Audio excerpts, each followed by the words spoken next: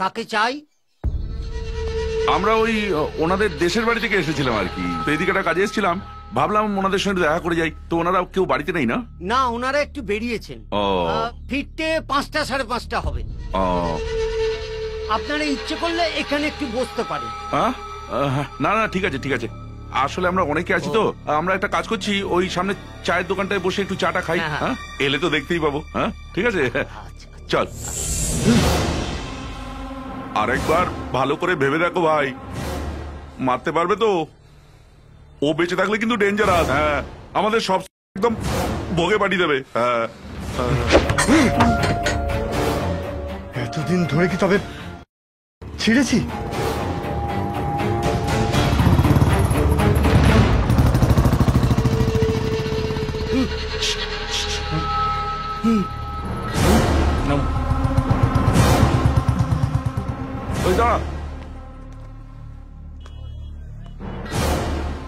ভেতরে গেছে। দাদা বাবু, হ্যাঁ, তোমাদের গ্রাম থেকে কয়েকজন লোক দেখা করতে এসেছেন। তা ওনাদের আমি বসতে বললাম, ওনারা বসলেন না, বাইরে চা খাচ্ছেন।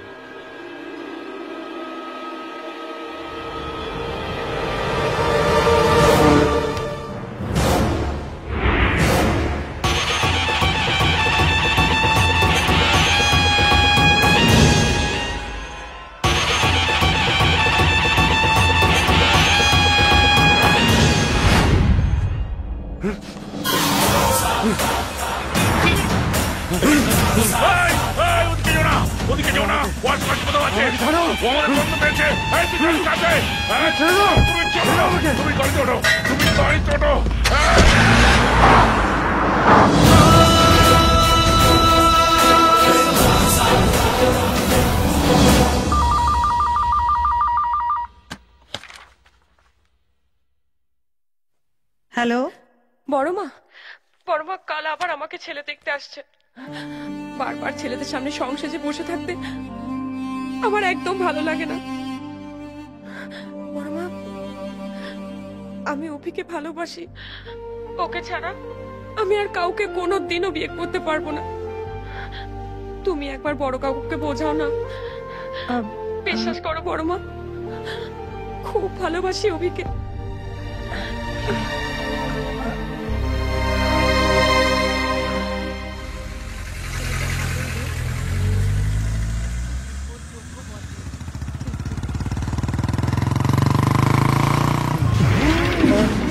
একটা যেতে না যেতে আবার একটা।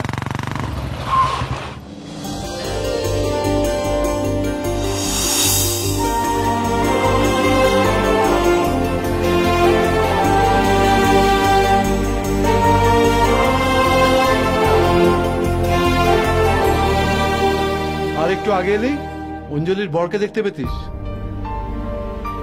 বড়দা অঞ্জলির জন্য খুব ভালো ঘরে সম্বন্ধ করেছে।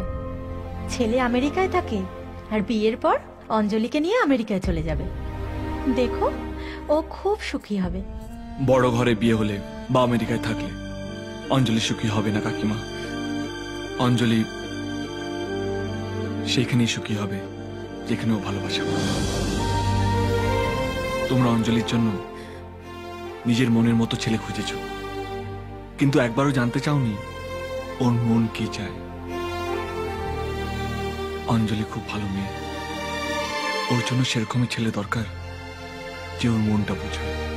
অঞ্জলি তো আমাদের কিছু বলেনি, তাছাড়া অন্য কেউ এসেও কিছু বলেনি। বড়দা যেটা ভালো বুঝেছেন সেটাই করেছেন।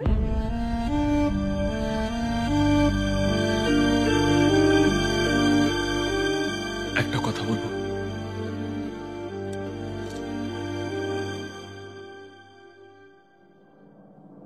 একটা সুযোগ দেবে? বিয়ে করবে আমাকে?